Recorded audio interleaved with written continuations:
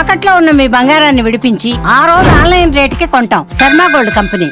పహల్గం దాడి తర్వాత భారత్ భద్రతా బలగాలు ఉగ్రవాదుల ఏరివేతే లక్ష్యంగా ముందుకు కదులుతున్నాయి. ఓ పక్క ఉగ్రవాదుల జాడను వెతుకుతూనే మరోపక్క వారి ఇండ్లను కూల్చివేస్తున్నారు. కశ్మీర్లో ఉగ్రవాదాన్ని రూపుమాపేందుకు టెర్రర్ పునాదులు కూల్చేస్తే పోలా అనే విధంగా భారత్ బలగాలు టెర్రర్ పునాదులను పేల్చేస్తున్నారు. ఇప్పటి వరకు దాదాపుగా 12 మంది టెర్రరిస్టుల ఇండ్లను నేలమట్టం చేశారు.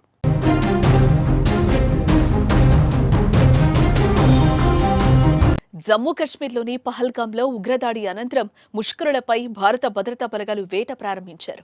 జమ్మూ కశ్మీర్లోని బందిపుర జిల్లాలో లష్కరే తోయిబాకు చెందిన ఉగ్రవాది జమీల్ అహ్మద్ ఇంటిని పీల్చివేశారు. ఉగ్రవాదుల ఇల్లు పేల్చివేతలో ఇది 12వ ఘటన.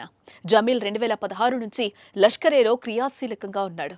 గత రాత్రి త్రాల్ ప్రాంతంలో పాకిస్తాన్కు చెందిన ఉగ్రవాద సంస్థ జైషే మహమ్మద్ సంబంధాలున్న ఉగ్రవాది ఆమిర్ నజీర్ ఇంటిని కూడా భద్రతా బలగాలు కాల్చివేశాయి. ఈ తాజా ఘటనలకు ముందు రోజు కూడా 2 లష్కరే ఉగ్రవాదుల ఇళ్లను భద్రతా బలగాలు పేల్చివేశాయి. వారిలో ఒకరు 2024లో లష్కరే తోయిబాలో చేరిన షోపియాన్ జిల్లాకు చెందిన అద్నాన్ షఫీకాగా, మరొకరు ప్రస్తుతం పాకిస్తాన్లో ఉన్న ఫారూక్ అహ్మద్.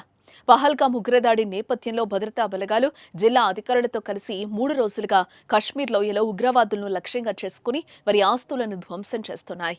పహల్గాం ఘటనలో కీలక పాత్ర పోషించిన లష్కరే తోయిబా ఉగ్రవాది ఆదిల్ హుస్సేన్ తొకర్ నివాసాన్ని శుక్రవారం బిజ్బెహ్రా ప్రాంతంలో భద్రతా బలగాలు బాంబులతో పేల్చివేశాయి. ఆదిల్ తొకర్ 2018లో పాకిస్తాన్కు చేరుకొని అక్కడ ఉగ్ర శిబిరాల్లో శిక్షణ పొందిన అనంతరం నిరుడు జమ్మూ కశ్మీర్లోకి చొరబడ్డాడు.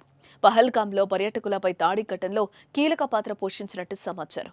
మరోపక్క ఆదిల్ తొకర్తో పాటు పాకిస్తాన్కు చెందిన అలీభాయ్ అలియాస్ తలహా ఆసిఫ్ ఫౌజీపై అనంతనాగ్ పోలీసులు 20 లక్షల రివార్డును ప్రకటించారు.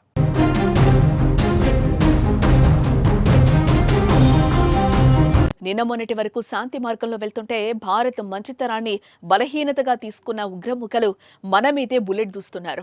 అందుకే కుక్క కాటుకు చెప్పు దెబ్బ అన్నట్లు ముష్కరుల పని పట్టాలంటే ఇదే సరైన మార్గం అంటూ కొందరు అభిప్రాయం వ్యక్తం చేస్తున్నారు. ఒక చెంప మీద కొడితే రెండో చెంప చూపించడానికి ఇది ఆనాటి కాలం కాదు. దెబ్బకు దెబ్బ కొట్టినప్పుడే మనమంటే భయం వేస్తుంది. మరోసారి భారత్పై దాడి చేయాలంటే కాదు ఆ ఆలోచన రావాలన్నా ప్యాంట్లు తడుపుకోవాలి.